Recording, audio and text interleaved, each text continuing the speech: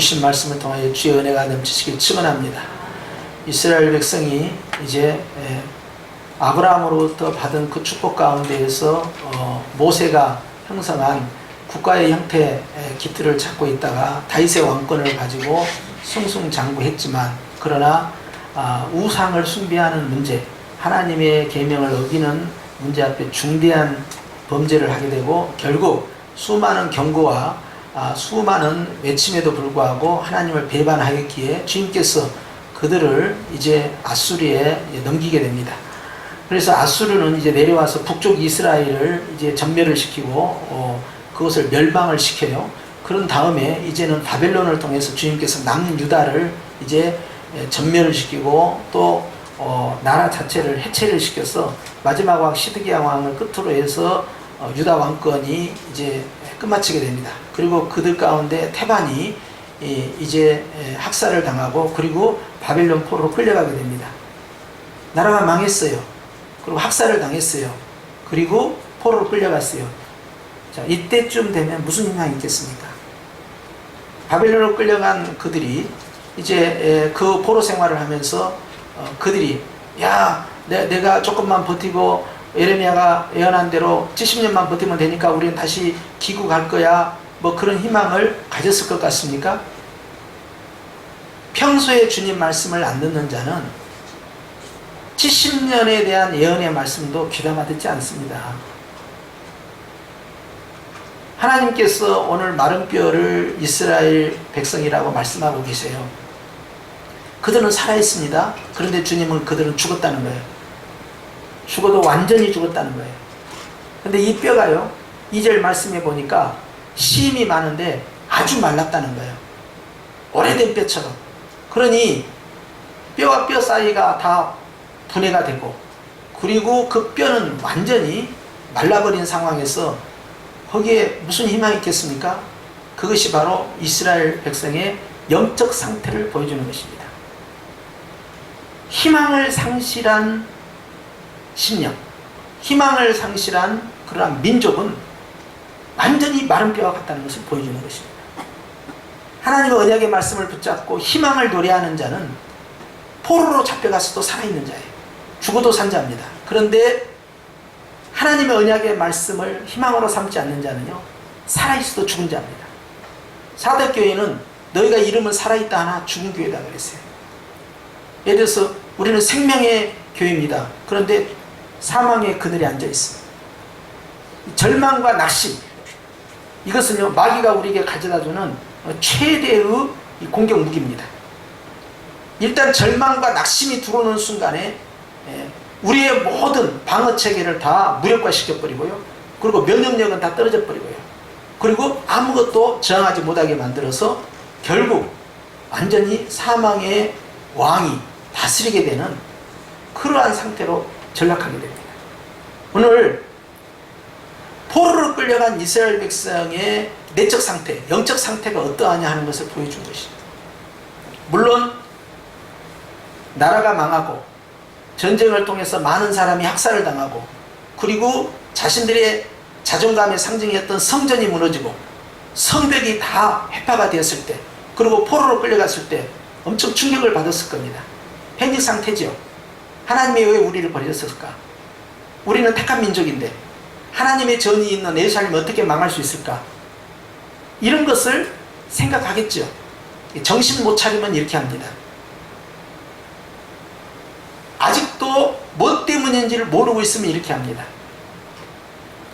무엇이 아버지의 마음을 아프게 했는지를 모르면 그런 것만 생각하는 거예요. 유리하게. 자기 자신을 설득하고 이해를 시켜야 되니까.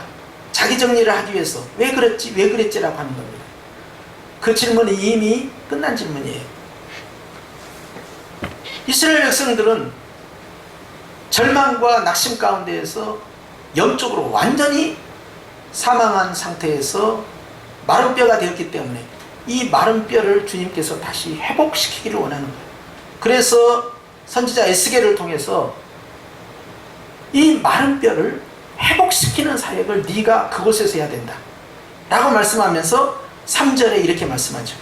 시작. 그가 내게 이르시되 인자야 이 뼈들이 능히 살 수 있겠느냐 하시기로. 시작. 내가 대답하되 주 여호와여 주께서 아시나이다.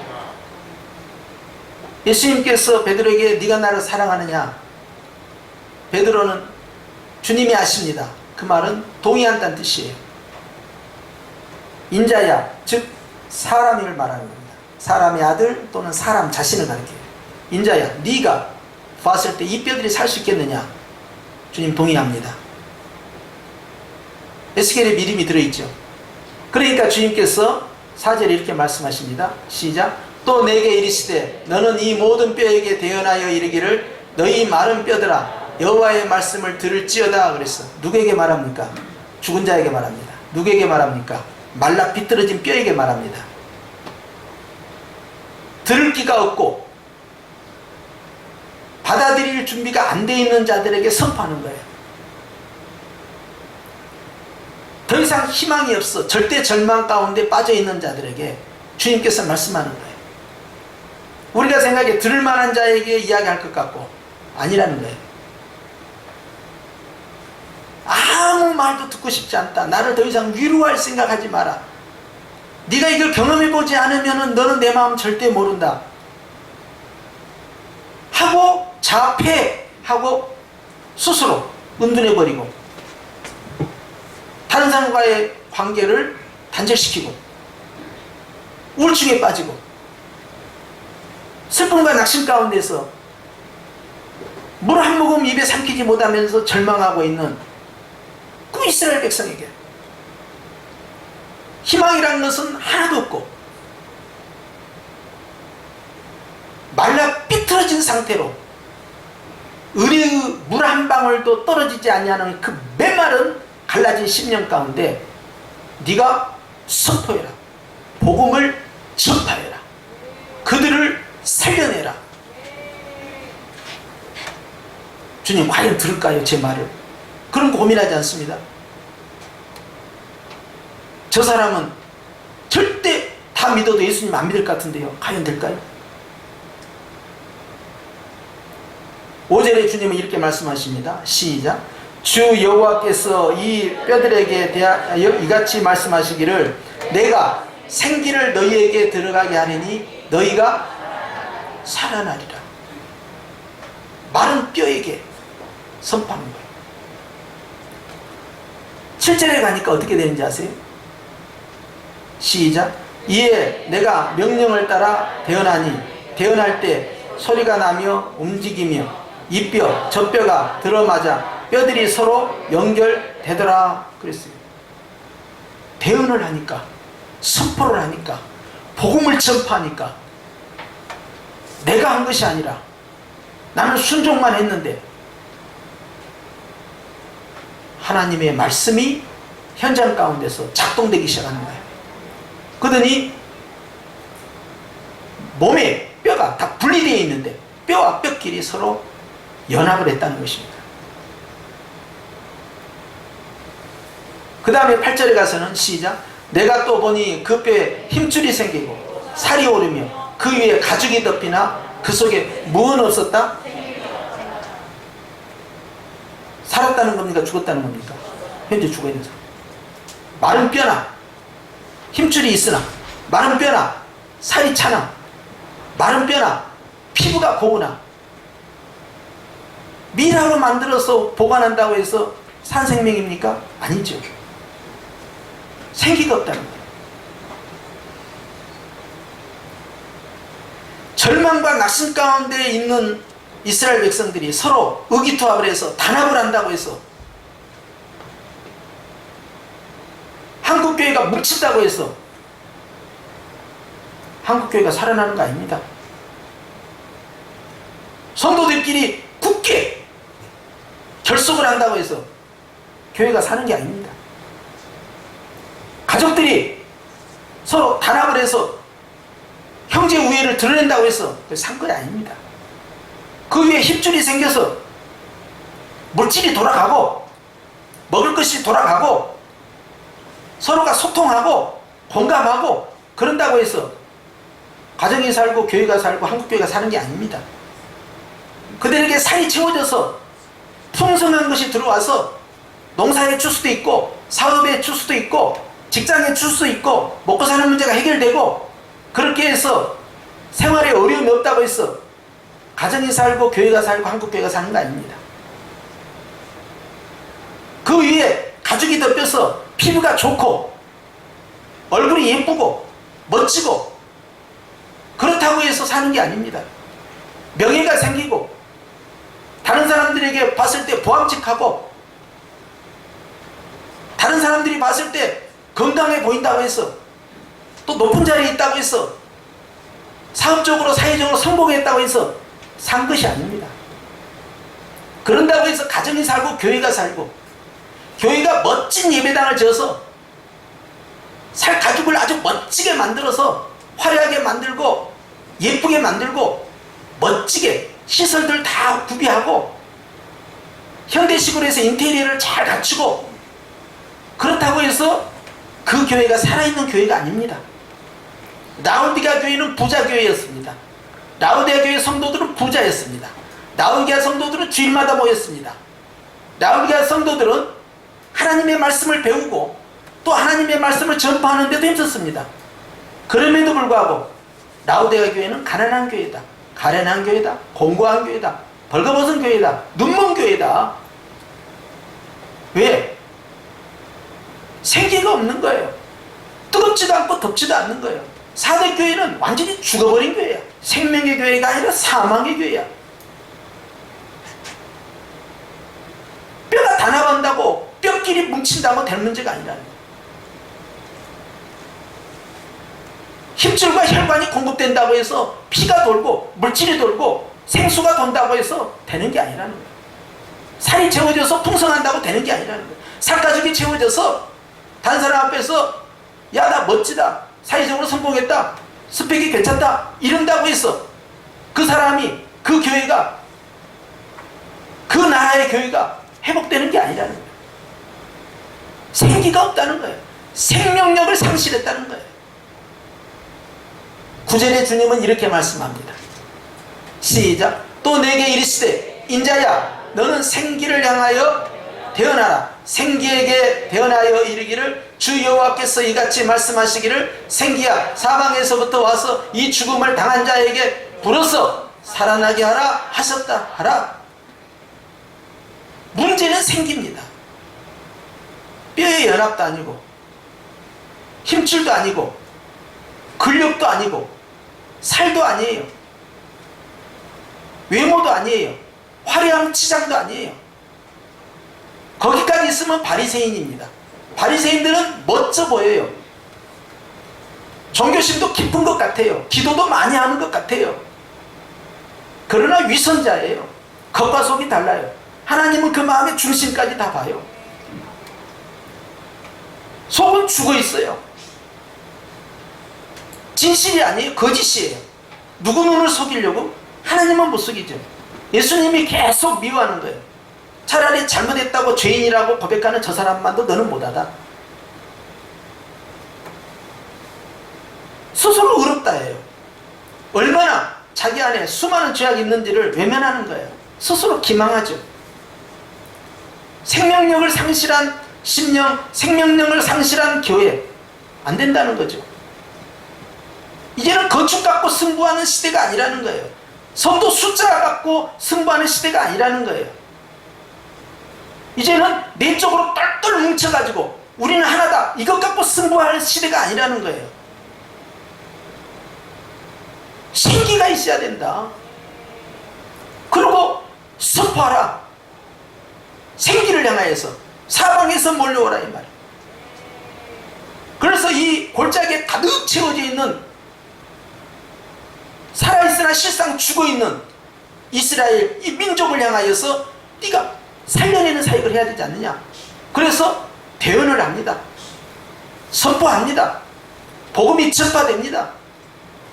문제는 생깁니다. 10절입니다. 시작. 이에 내가 그 명령대로 대언하였더니 생기가 그들에게 들어가매 그들이 곧 살아나서 일어나 서는데 극히 큰 군대더라 하는 겁니다.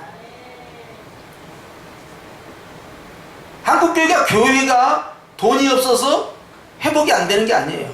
성도 숫자가 줄어들어서 회복이 안 되고 있는 게 아니에요. 건축빚을 못 갚아서 회복이 안 되고 있는 게 아니에요. 코로나로 현장 예배를 안 드려서 한국교회가 힘들어하는 게 아니에요. 한국교회에 가장 필요한 것은 생깁니다. 내적으로 단합이 되는 것보다, 연합해서 하나가 되는 것보다 더 중요한 게 있어요. 생깁니다. 생기에게 선포하니까 생기가 몰려와서 그 마른 뼈들을 살아나게끔 일으키는데 극히 큰 군대라는 거예요. 살아서 앉아있고 누워있는 자세가 아니라 일어서 있는 상태예요. 주님이 보좌에서 일어서 계시면요, 일하겠다는 겁니다. 사역자예요.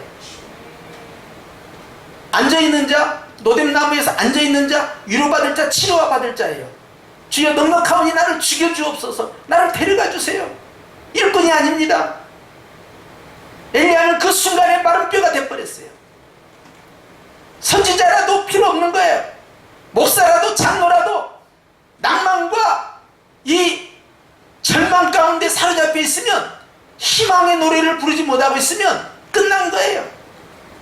아무리 전통적인 100년이 넘은 교회고 성도가 많은 슈퍼처치 교회라도 거기에 생명이 없으면 끝나는 거예요.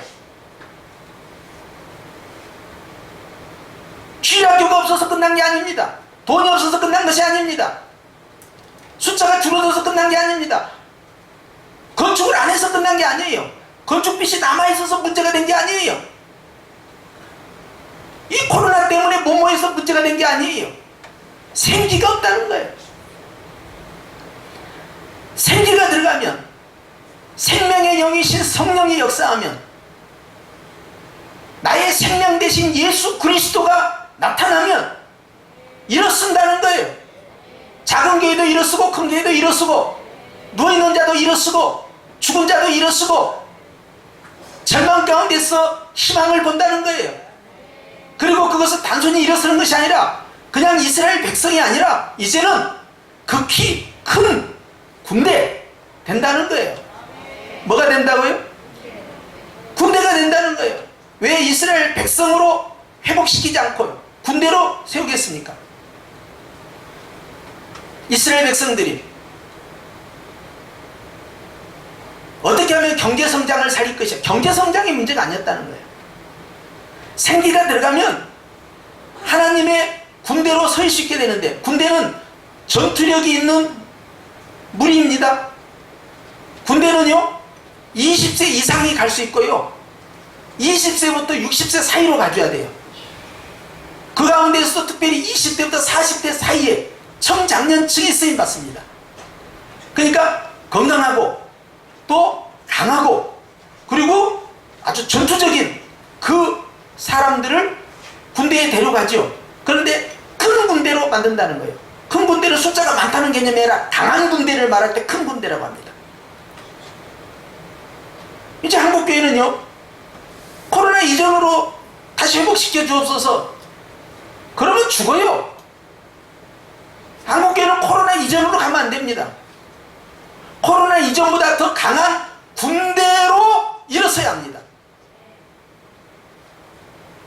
아멘 한 자에게 복이 있을지어다.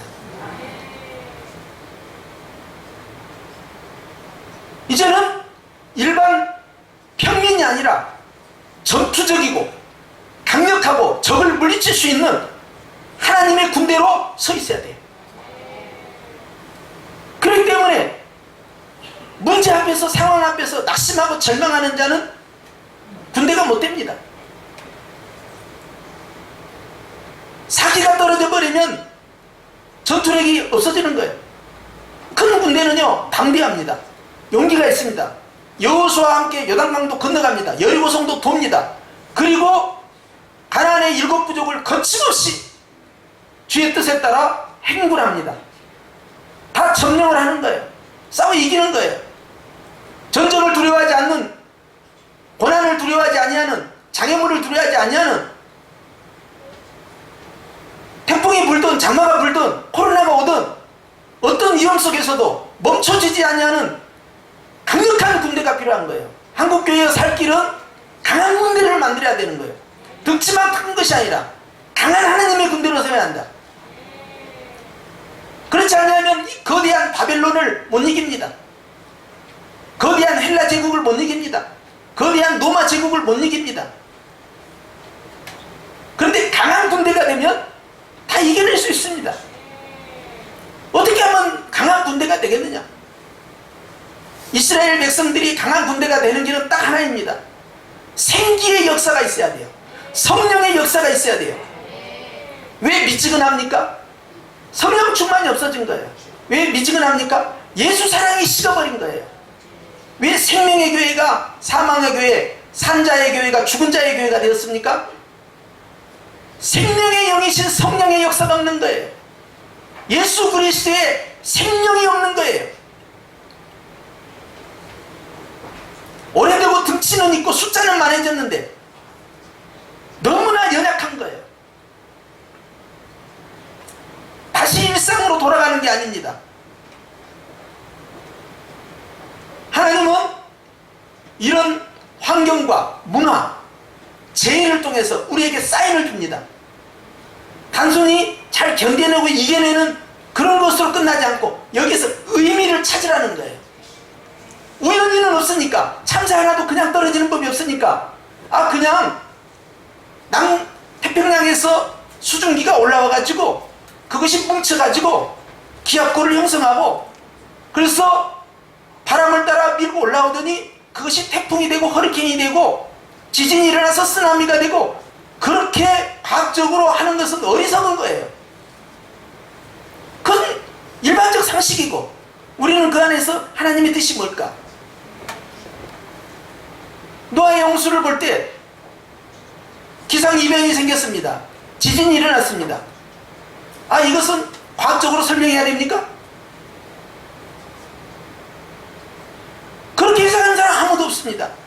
이것은 당시에 오죽했으면 하나님이 노아의 가족 외에는 다 멸망을 시켰을까? 주님의 마음이 얼마나 아프셨을까? 480살 때부터 110년간을 전도를 했지만 한 가정도 그 방주 안에 들이지 못하고 자신들의 가족 8명만 들어가고 전도의 문을 막아버렸어요. 노아의 마음은 얼마나 아팠을 것이며 하나님의 마음은 얼마나 아팠겠어요. 과학자들에 의하면 그 당시에 노아 시대에 전 세계 인구가 수십억에 해당됐다는 거예요. 어마어마하게 번성했으니까 죽게 살기로 낳는 거죠.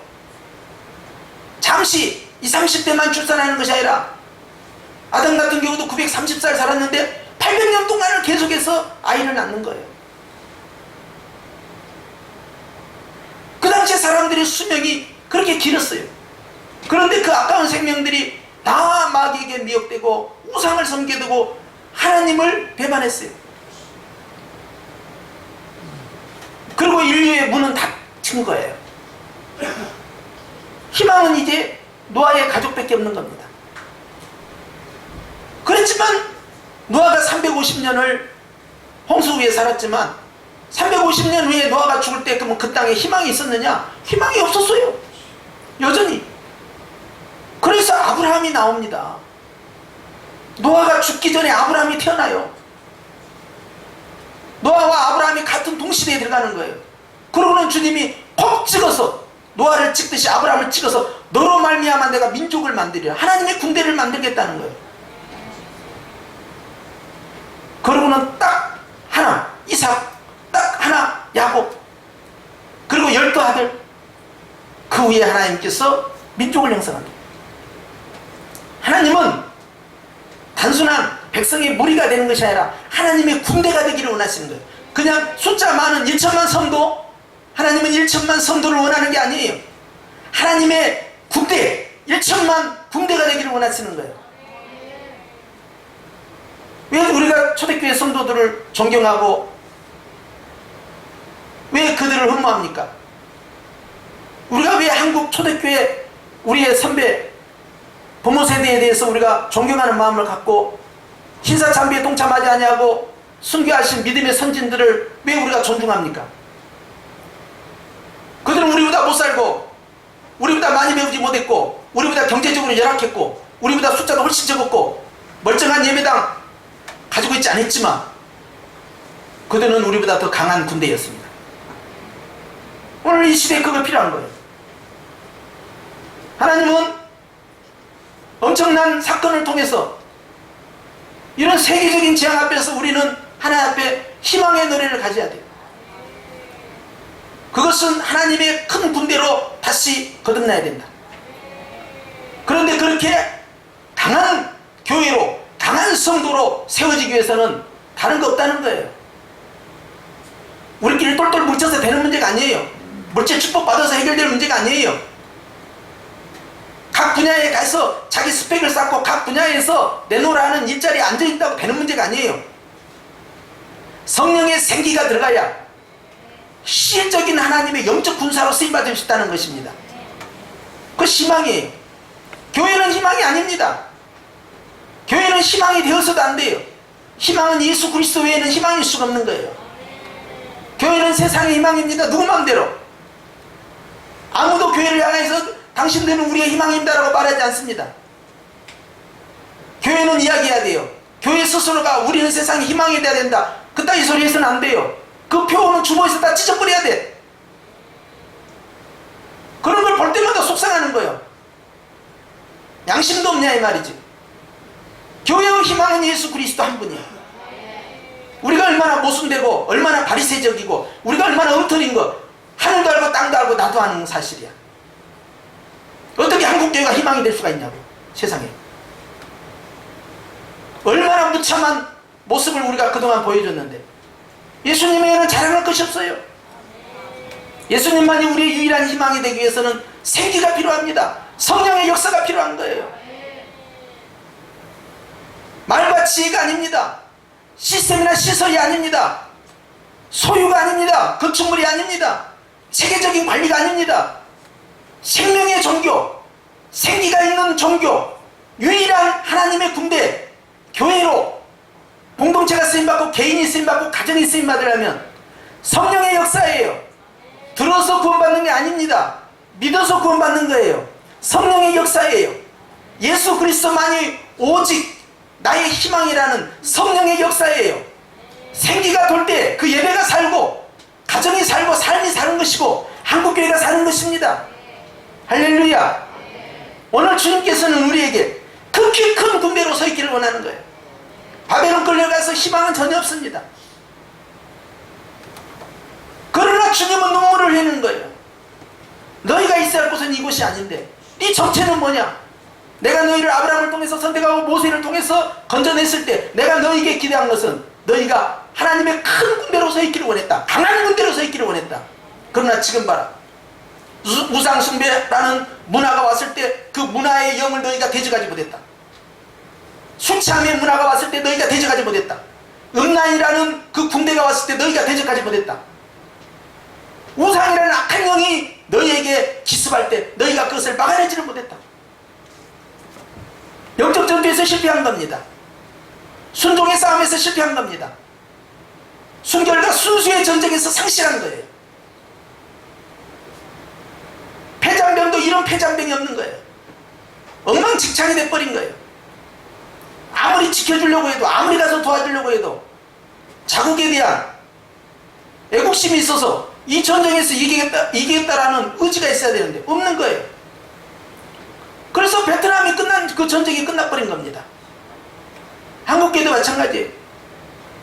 한국교회는 엉뚱한 생각 가지면 안 됩니다. 우리 자신이 엉뚱한 생각, 코로나 이전으로 돌아가게 하옵소서?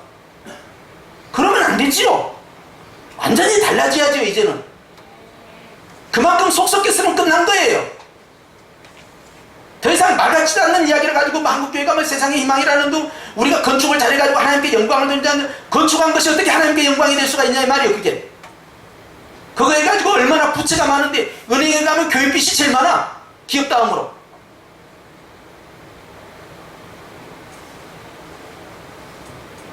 큰일 날 소리들을 하고 있는 거예요. 우리는 시스템으로 건물 관리로 성도들 모이는 숫자로 그걸로 우리는 승부를 내서는 안 됩니다. 마국강 교회에 있을 망정 생기가 있어야 돼요. 초대교회처럼 생기가 있어야 돼요. 그래서 성령으로 충만해야 되고, 오직 예수 그리스도만이 나의 희망이라고 우리는 하고 거기에 목숨을 걸어야 됩니다. 이까지가 장마가 문제입니까? 내일 태풍이 올라옵니다. 코로나는 계속됩니다. 어둠아 와라. 나는 예수님을 사랑하는 그 마음과 주님께 나아가는 이 걸음을 아무로 중단할 수 없고, 이 악한 대적의 영들아, 내가 싸워 이긴다 선포를 해야 됩니다. 생기가 있으면 가능합니다. 살찌고 키 크고 멋있고 근육질 있고 그런다고 해서 여러분 군대가 되는 게 아니에요. 하나님이 함께 하시는 군대가 돼야만 적의 공격으로부터 막아주시는 것이지, 총 쏘면 키 큰 사람이든 작은 사람이든 근육질이든 허약한 체질이든 다 죽습니다. 주님이 다 믿음의 방패로 막아주시는 거예요. 오늘 주님은 말씀합니다. 11절에 시작. 또 내게 이르시되 인자야, 이 뼈들은 이스라엘 온 족속이라. 그들이 이르기를 우리의 뼈들이 말랐고 우리의 소망이 없어졌으니 우리는 다 멸절되었다 하느니라. 지금 필요한 것은 나를 절망케 하고 근심케 하고 낙심케 하는 그 마귀의 이 독화살을 다 뽑아내야 됩니다. 죽을지언정 희망을 선포해야 돼요. 요번 고백합니다. 하나님이 나를 죽이실지라도 나는 하나님만을 소망하겠나이다. 이런 일사각오의 정신이 있어야 됩니다.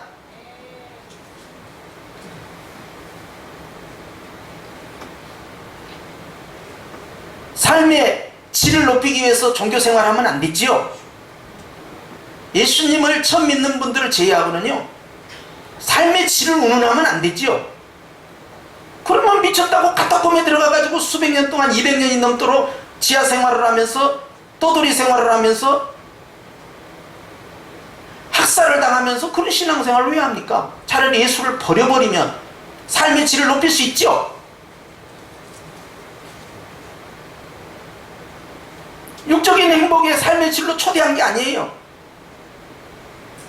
그런 기복신앙적인 발상을 다 끄집어내야 돼요. 그건 60년 뒤에 우리가 못 살아서 다 하도 못 사니까 예수 믿으면 잘 먹고 잘 산다. 전도에 접촉적으로만 했을 뿐이지, 예수를 믿고 거듭난 사람들에게는 진실된 복음을 선포해야 되죠. 오직 예수만이 희망이다. 성령으로 충만해라. 지금은 어렵지만 하나님께서 우리에게 영원한 기업을 예비하고 있다. 이 땅의 것이 문제가 아니다. 비교할 수 없는 하늘의 복이 기다리고 있다. 복음을 선포해야지요. 이 땅의 삶을 재미있고 행복하게 만들기 위해서 예배드리고 예수 믿는 거 아니에요. 하나님은 나보다 나를 더 사랑하시니까 좋은 길로도 가고 거친 길로 가지만, 그러나 주님은 나를 너무나 사랑하시니까 이 모든 것을 다 허용을 하십니다. 하나님의 군대로 서 있을 생각을 해야 돼요. 이제는 강해야 됩니다. 세야 됩니다. 기도도 세고 찬양도 세고 예배도 세고 순종도 세고 우유부단해서는 안 돼요. 결단을 확실하게 내야 되지. 이것도 아니고 저것도 아니고 이런 허약한 생활을 해가지고 한국교회가 살아날 수 있겠습니까? 예배당 건축해야 된다고요?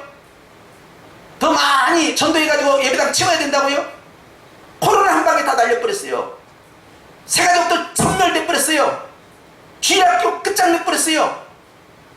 100명 모이는 교회 20명, 1000명 모이는 교회 100명도 안 모여. 아이들이 안 나와요. 언제까지 숫자 타령입니까? 언제까지 물질 이야기입니까? 언제까지 건축 이야기입니까? 언제까지 시스템. 죽고 사는 것은 성령이요. 하나님의 군대를 세워야 돼요. 강한 자들, 제2의 주기철, 제3의 주기철 계속해서 만들어내야 돼요. 여러분, 주님 앞에서 쓰임받는 한국교회가 되고 우리 자신이 되기 위해서는 하나님의 사인을 빨리 깨달아야 합니다. 이거 하나 극복 못하고 우리가 무너져서 되겠습니까? 초대교회 당시에 AD 200년경에 AD 160년에서 200년 사이에 흑사병이 온 로마 제국을 휩쓸었을 때 사람들은 무서워서 시체도 치우지 않고 다 도망다녔어요. 길거리마다 흑사병으로 죽은 사람들이 시체가 늘 위에도 아무도 치울 생각 안 합니다. 가까이 가면 전염될까봐. 그런데 밤마다 검은 옷을 입고 다니면서 그 시신을 하나 둘 치우고 있는 무리들이 있었어요. 처음엔 그들이 누군지 몰랐습니다. 그런데 나중에 알고 보니까 그들이 바로 카타콤에서 숨어서 신앙생활을 하고 있는 크리스찬들이었어요. 그리고 그들은 흑사병으로 전염되지도 않았습니다. 맞서 싸워야지. 그래서 사람들의 인식이 바뀐 거예요. 로마 사람들이 봤을 때, 야, 크리스찬들 우리가 생각한 것처럼 인육을 먹는 식인종인 줄 알았더니 성찬식 할 때마다 내 피 먹어라, 내 살 먹어라 하니까 그것도 아니고, 네로가 말한 것처럼 다 로마를 불바다로 만든 그 화재의 주범들도 아닌 거야. 저 사람들의 행실을 보니까 저럴 수가 있는가? 자신을 희생하면서 오해가 풀린 거죠. 교회는 뭐 하고 있느냔 말이에요. 이 상황 앞에, 이 사태 앞에서 언제까지 오지마 가까이 오지마, 코로나 저리 가, 딴 데로 가, 오지마. 언제까지 한국교회가 이런 식으로 막 굉장히 수동적이고 비동적으로 얼른 지나가게 없어서 다시 예배 회복해서 옛날 성도를 다시 오고 우리 다시 전도하자, 이것 가지고 되겠느냐 하는 겁니다. 아니라는 거예요. 오늘 주님 말씀은 하나님의 큰 군대를 세워야 된다는 거예요. 희망이 없는 자가 희망을 노래를 불러야 되고 그들에게 성령의 생기가 들어가야 된다는 거예요. 예수 그리스도 외에 소망이 없는 것입니다. 성령의 역사가 아니고는 아무것도 회복할 수가 없는 겁니다. 그렇기 때문에 실적인 영적인 강한 군대로 전투적인 교회, 그래서 싸워서 이기는 문화와 환경, 생활을 극복할 수 있는 그런 강력함이 교회 안에 존재해야 됩니다. 그것이 오늘 주님이 우리에게 주시는 메시지예요. 마른 뼈들은 응답을 해야 됩니다. 일어나라! 마른 뼈들이 대답해야 됩니다. 주님, 우리가 왜 마른 뼈입니까? 지금 우리 다 멀쩡해요. 주님 노래는 다 마른 뼈예요. 오늘 말씀해보니까 이 마른 뼈는 이스라엘 온 족속이다. 살아있으나 다 죽은 교회가 돼버린 거예요. 우리가 이러면 되겠습니까? 여러분, 담력을 가지십시오. 무서워하지 마세요. 왜 자꾸 피하냐고. 죄는 피해도 마귀는 피하면 쫓아옵니다. 그래서 마귀는 대적하여 싸우자고 그랬어요. 환경에 대한 두려움과 문화적 두려움, 거기에 굴복하고 하나님의 뜻에 순종하는 것을 주저하게 되면 아무것도 할 수 없습니다. 이 영적 전쟁에서 한판 승부를 이겨내지 못하면 한국교회는 미래가 없습니다.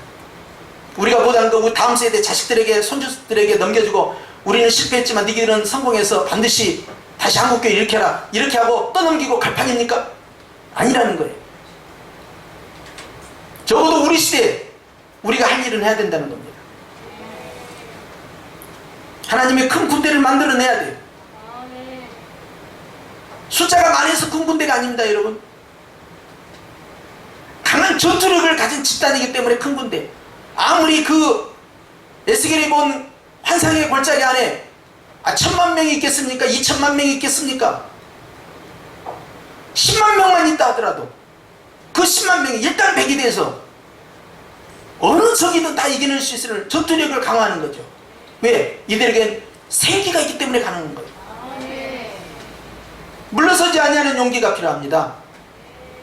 뭘 그렇게 두려워하냐 이 말이에요. 뉴스를 꺼버리든지, 뉴스를 보면서 온갖 두려움을 다 느끼고 어찌할까. 오늘 말씀 보세요.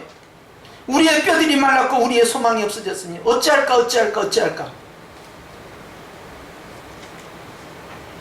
하나님이 우리가 원하는 반응은 그게 아니에요. 네가 그 앞에서 어떤 반응이, 큰 풍랑을 만나고 있는 제자들이 예수님이 주무신다고 그냥 벌벌 떨고 살려달라고 소리 고래고래 지르면서, 심지어는 주님을 깨우면서 우리 죽게 생겼는데 잠이 오시냐고 말이요.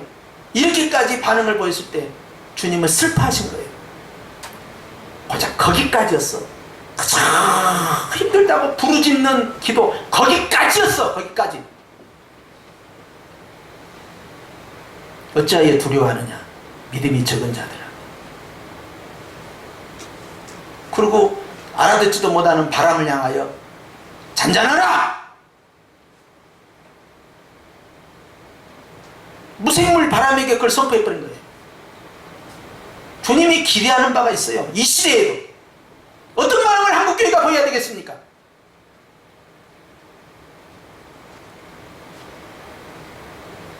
극히 큰 군대를 만들어내라는 거예요.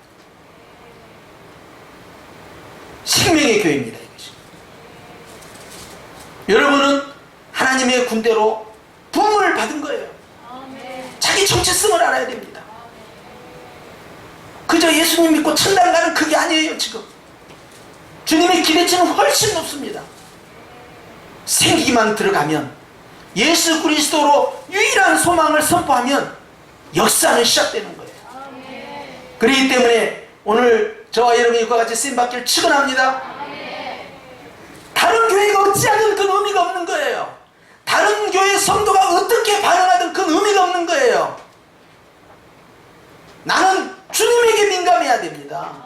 주님이 원하는 반응을 내가 보여줘야 돼요. 이 말씀을 듣고 있는 우리에게 주신 말씀이에요. 모든 한국교회에 주시는 말씀이 아닙니다. 너희는 생기를 통하여서 일어나 하나님의 큰 군대가 되어라. 그러면 우리는 아멘 하고 일었으면 되는 겁니다. 무기는 어떻게 하고 미사일은 어떻게 가져오고 대포는 전찬해서 시끄럽다 이 말이에요.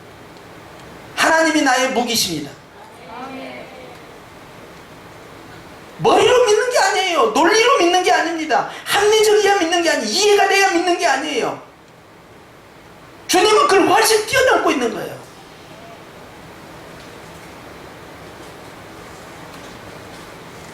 희망이 있어야 합니다.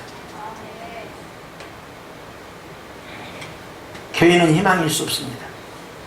예수님만이 희망입니다. 생기가 있어야 합니다. 오직 생명의 영이신 성령으로 충만할 때만 그의 생명의 집단이 되는 겁니다. 그렇기 때문에 사랑하는 성도 여러분, 오늘 우리는 주님 앞에서 이 말씀을 마음에 새기고 하나님이 나에게 주신 이 성령의 음성을 품고 하나님의 영적 하나님의 군대가 되어서 귀하고 복되게 쓰임받기를 예수님의 이름으로 축복합니다. 기도하십시다.